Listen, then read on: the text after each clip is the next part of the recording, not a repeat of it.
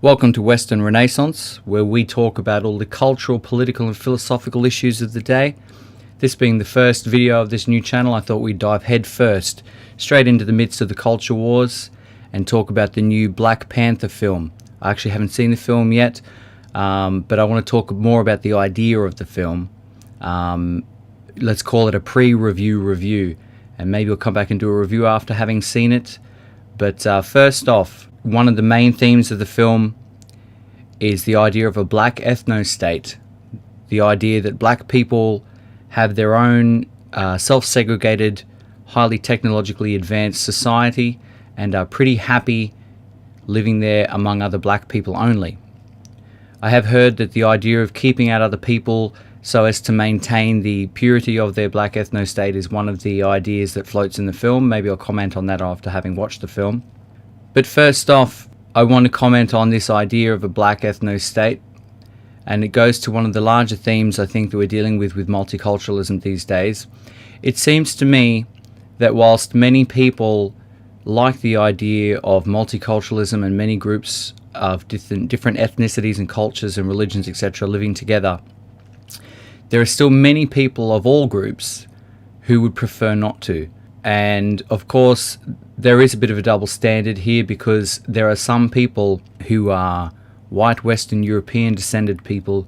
If they float this idea, it's considered highly racist. Yet when this idea is promoted for African people in a film, it is applauded. If you value moral consistency, this idea simply does not stand. So how best can we reconcile these two positions of people of all races who prefer to have multiculturalism and mix, and seemingly people of all groups as well who prefer not to? I think the most morally justifiable position on this would be that of Jared Taylor, who says he advocates for absolute freedom of association. And the way that would play out is that should people wish to live in mixed societies, they should be free to do so. Should people wish to not live in mixed societies and actually self-segregate by race, religion, or maybe even philosophical ideals, then they should be able to as well. Once again, one of the big problems is when Western European people express these sentiments, they are shouted down as highly racist. But should you ever have the inclination to call a person racist because they wish to have their own white or European segregated state, I strongly encourage you to meditate upon whether you would hold other people to that same standard or not. Because as it stands in the world at the moment, we actually have quite a few generally ethno-states. Japan is overwhelmingly full of Japanese people. China is overwhelmingly full of Chinese people.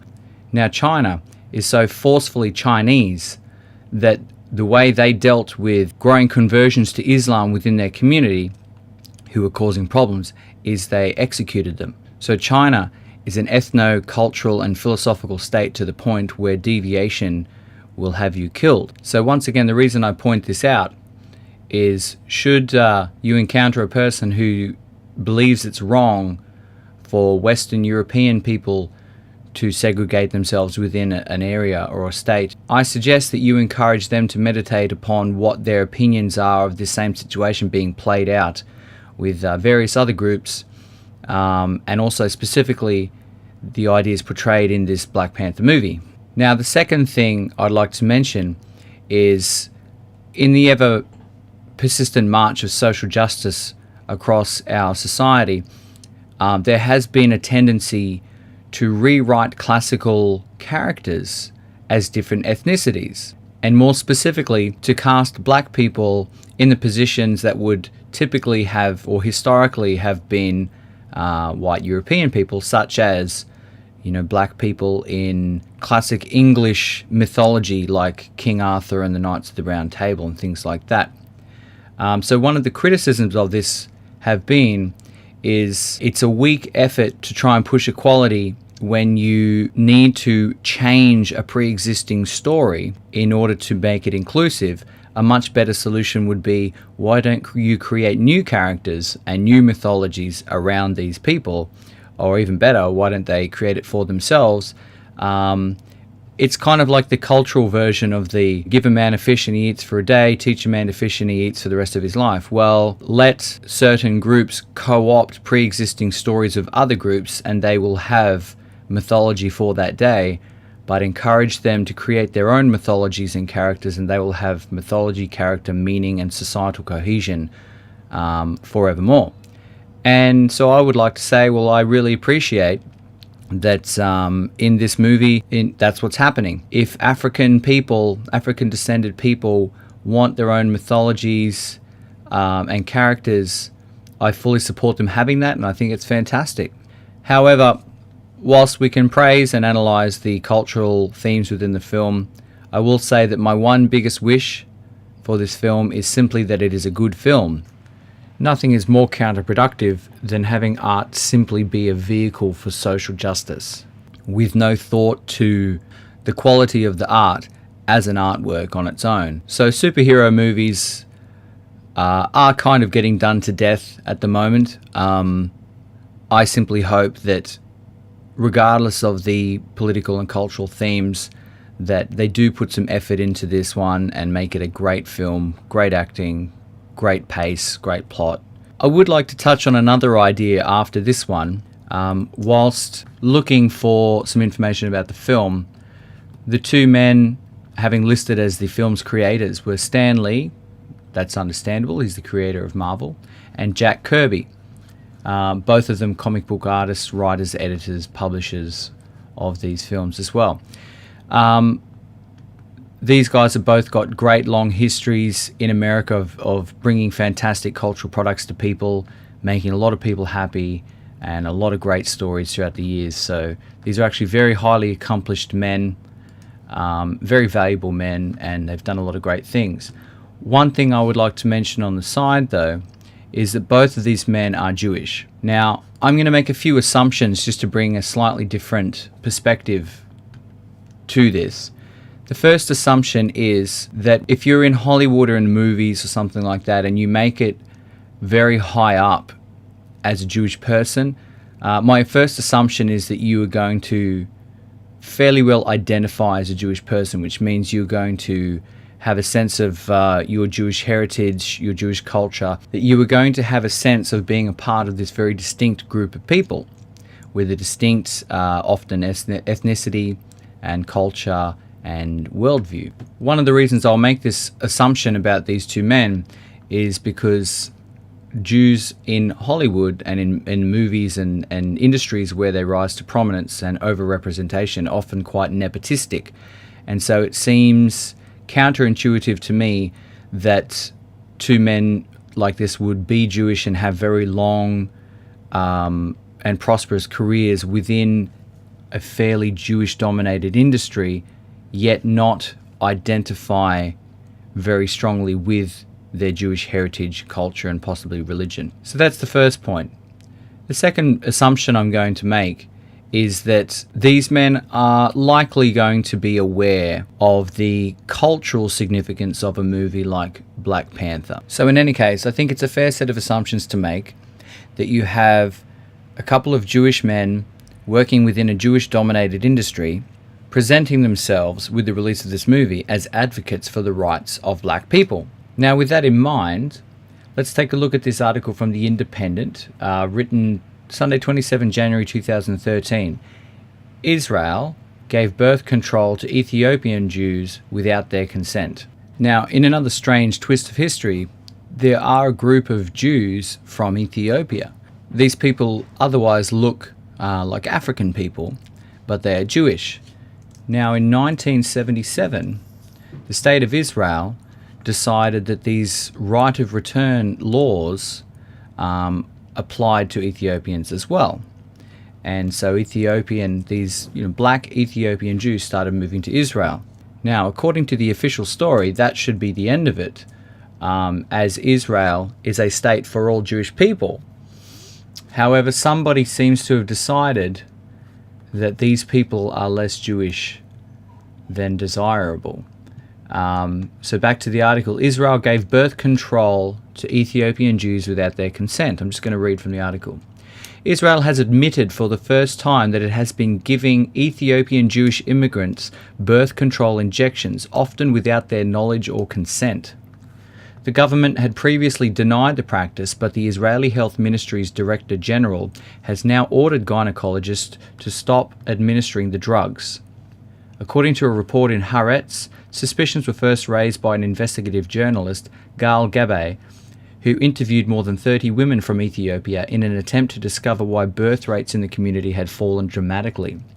One of the Ethiopian women who was interviewed is quoted as saying, "They, the medical staff, told us they are inoculations. We took it every 3 months. We said we didn't want to." It is alleged that some of the women were forced or coerced to take the drug while in transit camps in Ethiopia. The drug in question is thought to be Depo-Provera, which is injected every 3 months and is considered to be a highly effective, long-lasting contraceptive. Nearly 100,000 Ethiopian Jews have moved to Israel under the law of return in the 1980s, but their Jewishness has been questioned by some rabbis. Last year, the Prime Minister, Benjamin Netanyahu, who also holds the health portfolio, warned that illegal immigrants from Africa, quote, "threaten our existence as a Jewish and democratic state," unquote. So the interesting little side note I wanted to make is one of strange irony, in that I think we can safely assume that Stanley and Jack Kirby, being successful Jewish men in a largely successful Jewish industry with long and prosperous careers, probably identify as Jewish people and thus probably identify very strongly with the Jewish homeland of Israel. And they also quite likely are aware that they are being very pro-black in releasing a movie like Black Panther, which, like I said, I completely support. I think I'm really looking forward to watching the movie, but it definitely has a cheerleading social justice on the side of black people kind of feel to it, and I really find it hard to believe that these Jewish creators of this movie would be unaware of that. And so I think it's highly likely that on the one hand, they probably see themselves as fighting for the cause of black people. Yet on the other hand, their own Jewish state, their own self-segregated and self-identified Jewish state, is basically forcibly contracepting black women. And so it brings me to another principle that I think is very important, which is if you have a moral crusade, it's very important that you enact those morals yourself first and foremost before you start campaigning for other people to take those morals seriously or to change their behavior or opinions based on your moral propositions. So in another way, I think that if these Jewish men consciously wanted to advocate for the well-being and prosperity of black people, something that I would find very noteworthy, interesting, and honorable would be if they started criticizing or policing or bringing to light the issues within their own community first and foremost. Because, of course, it's very easy to be moral when your moral standards don't cost you or your own anything. If you have a moral crusade but you are not willing to police yourself and your own self-identified group first and foremost according to your own morals, then usually what you have is useless virtue signaling, and your moral standards are simply a strategy or a tool to police the behavior of other people, often for some benefit or value that you're pursuing, but not because you universally believe in that moral standard. And what's this channel about? This channel here is called Western Renaissance. And one of the core principles of Western philosophy, Western ethics, and Western civilization is moral universalization. The idea that if you have a moral standard, it is universalizable to all people. And so with moral universalization comes a degree of self-policing with your own moral standards. And unfortunately, it seems like this self-policing is, shall we say, less than optimum within the community of the creators of the Black Panther movie. Having said that, I'm sure the movie's going to be great. I'm really looking forward to watching it, and I fully support the idea that we can all celebrate and appreciate tales of heroism, no matter which group or culture they come from. Cheers.